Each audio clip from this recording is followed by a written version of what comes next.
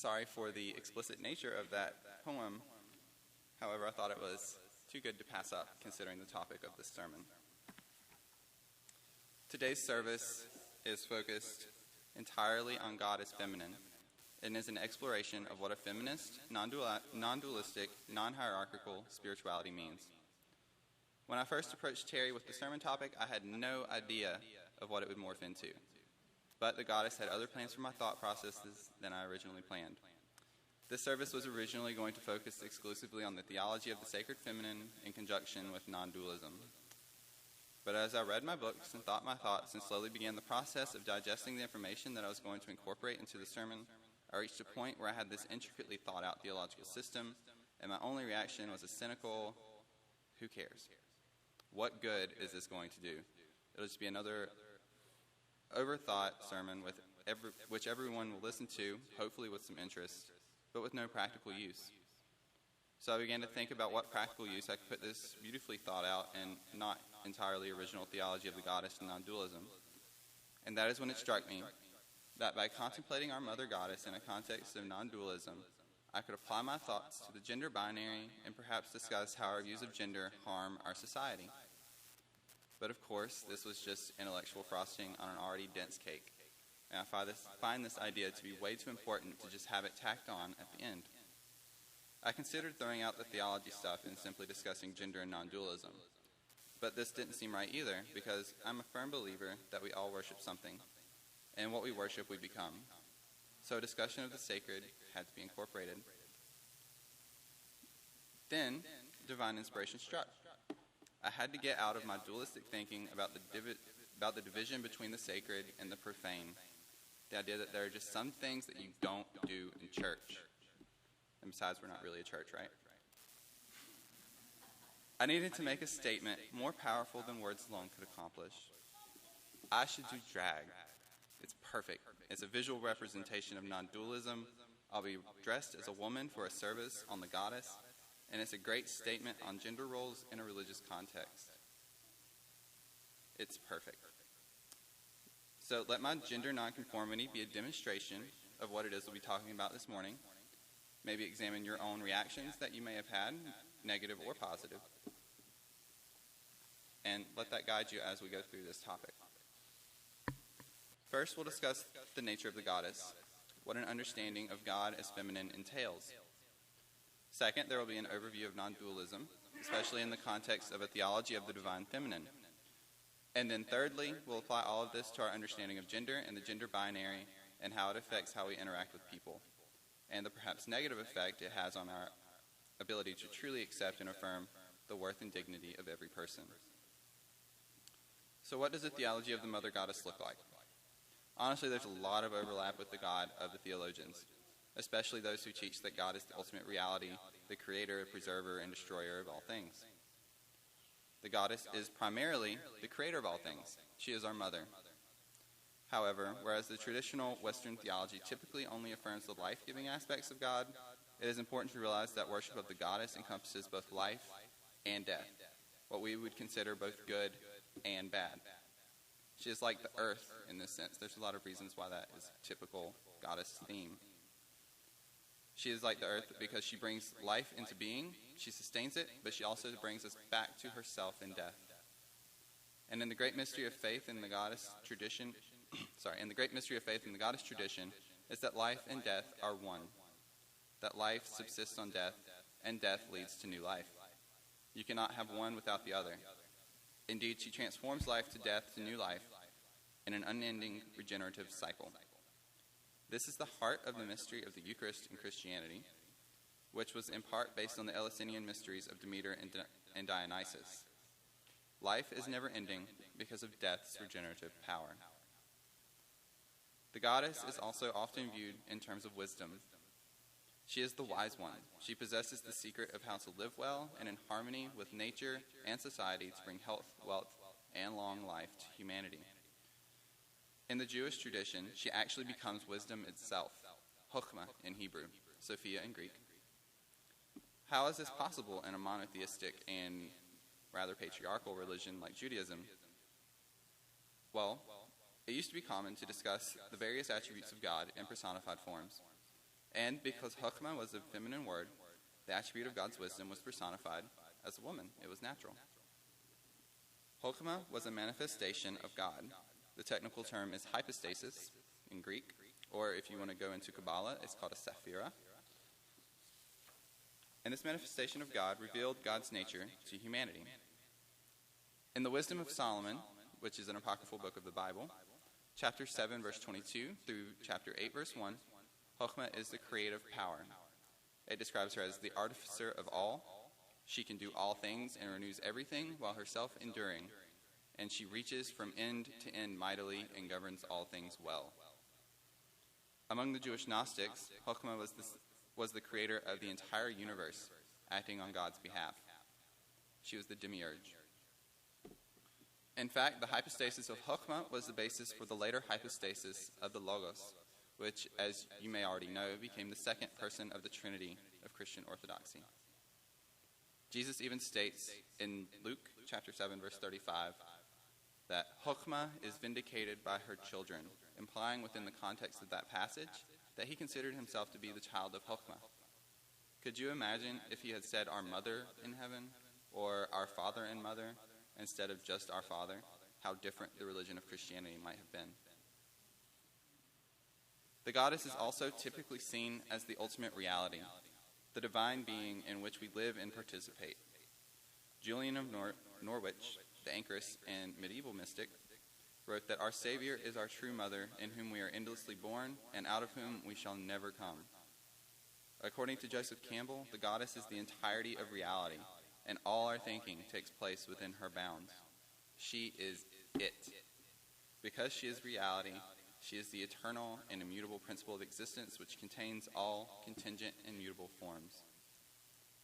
She is the transformative power through which we pass, being born, growing, dying, and then being reborn. It is by understanding that the goddess is reality, that she contains time and being, while we only exist in a cross-section of time and being, that we come to understand the mysteries of life and death. We must learn to see what Joseph Campbell called the long body, the entirety of our existence, throughout the entire extension of time, who and what we really are, and not cling to this small cross-section of the whole of our being. As Octavia Butler taught in one of her science fiction novels, which I highly recommend, God is change. And as we all know, the only thing that never changes is change.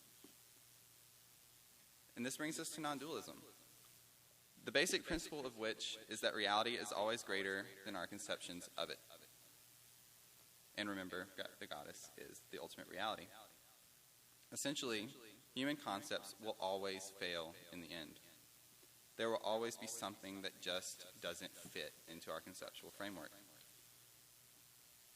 In our tradition, we like to say revelation is not sealed.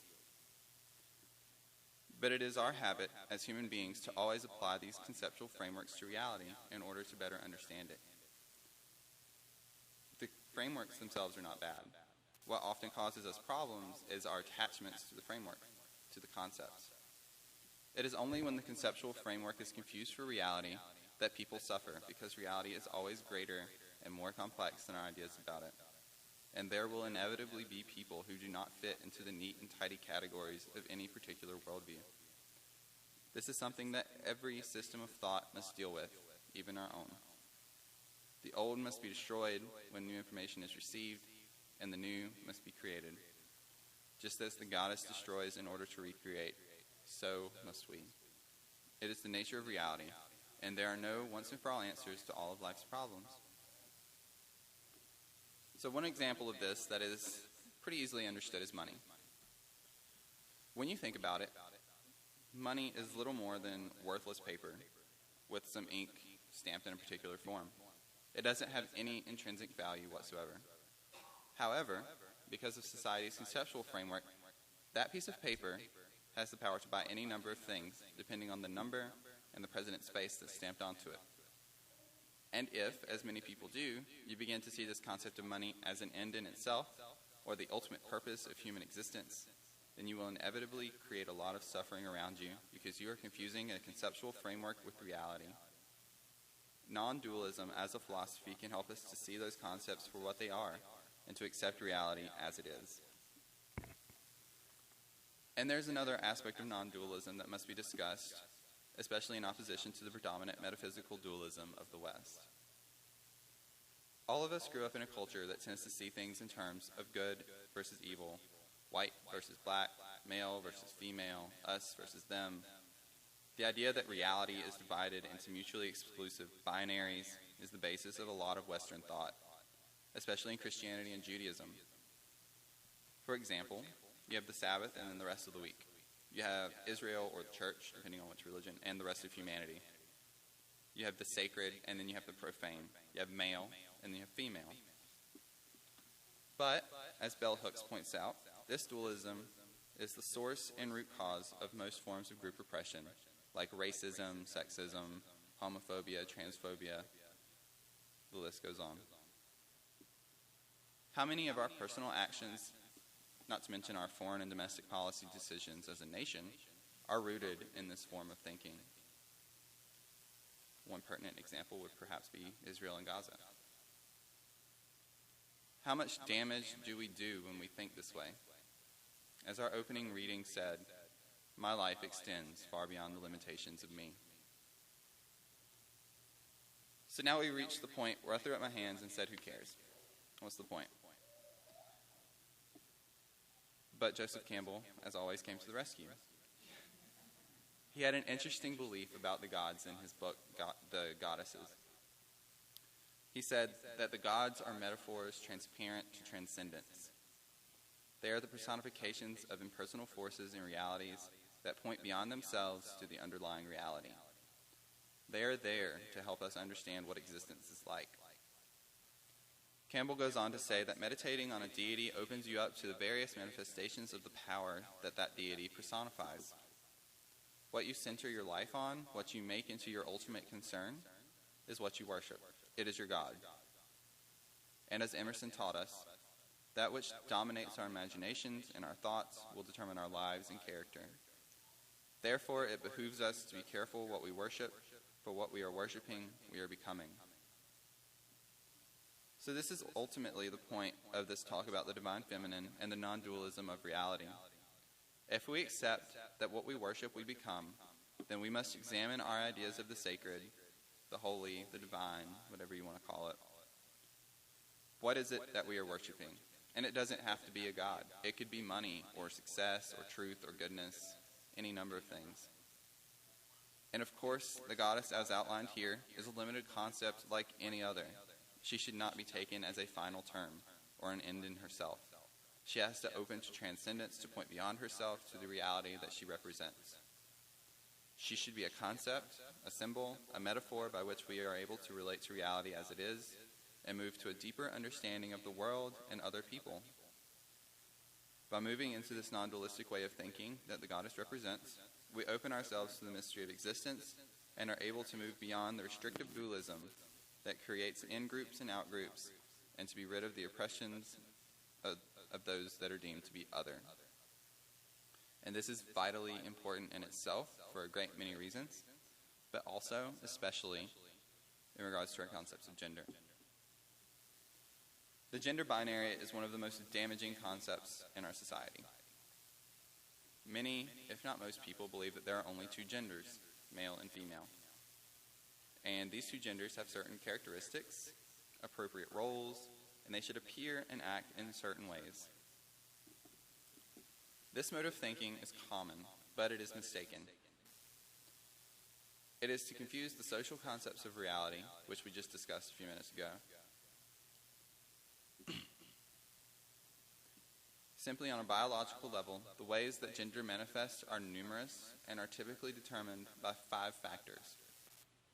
The number and type of sex chromosomes, the type of gonads, either ovaries or testes, sex hormones, internal reproductive anatomy like a uterus, and the external genitals. If any one of these is ambiguous or different from the others, or different from the typical gender than the others, then that person is considered to be intersex. And whether a person is intersex or not is not always apparent because there are not always physical manifestations. For instance, the sex hormones could be completely different, but we wouldn't know that on a physical appearance. And that's just the very basic biological facts. And I encourage you to go spend some time on the Wikipedia intersex article because it is really fascinating. And then when you factor in transgender and genderqueer people into the discussion, those who are born a particular gender but for one reason or another feel that they are psychologically another gender or no gender at all, you can truly begin to realize that the binary between male and female is simply a construct. It can be useful up to a point, but it should not be confused with reality. And when it is, it leads to suffering and oppression for those who fall outside the narrow definitions of what a specific gender is. For example, the roots of homophobia can be traced back to gender roles and the belief in the inferiority of women. People who form romantic relationships within their gender are breaking that particular gender role. Men are supposed to be with women, right?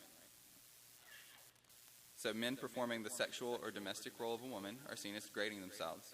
And women who perform the sexual or domestic role of a man are often seen as usurping a station that doesn't belong to them.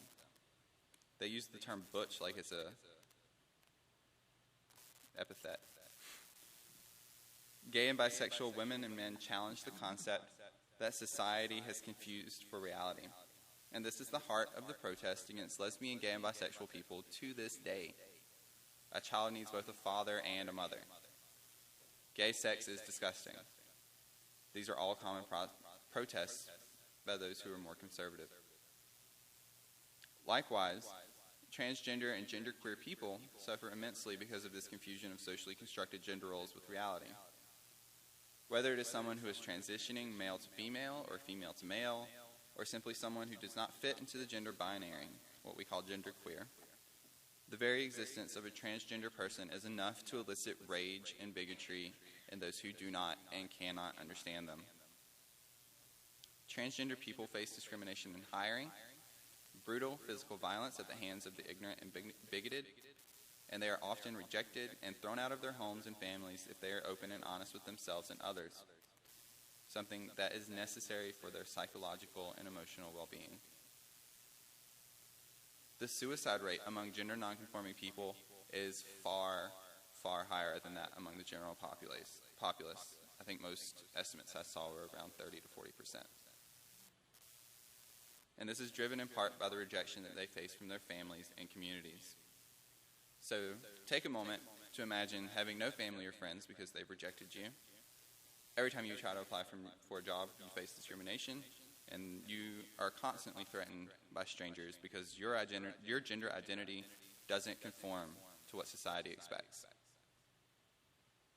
All of this simply because they accept the reality of their situation, reality as it is. But those caught up in the delusion of the gender binary cannot understand what is going on because they have mistaken the human created framework for reality. One practical application of this goddess-inspired, non-dualistic worldview would be to move beyond our concepts of gender, to reach out to those who are suffering because they fall outside of society's conceptual framework, to bring them into our community, accept them for who they are, love them for who they are, and work to change society for their sake, but also for the sake of everyone, because the gender binary doesn't just harm LGBT people. It harms children, men, especially women, and every person on the planet. Accepting the belief that there are only two genders, and these genders have roles to fulfill, appearances to maintain, and attributes to exhibit, harms everyone, both psychologically and physically. It is the very root and substance of the dualistic patriarchy that has wreaked havoc on human societies. By learning to accept the true reality of human gender expression and identity, we can create a community of love and mutuality that accepts all people with compassion, that strives for justice and equity for the downtrodden, and for all those suffering in our society. Please join in responsive reading found in your hymnal, number 575.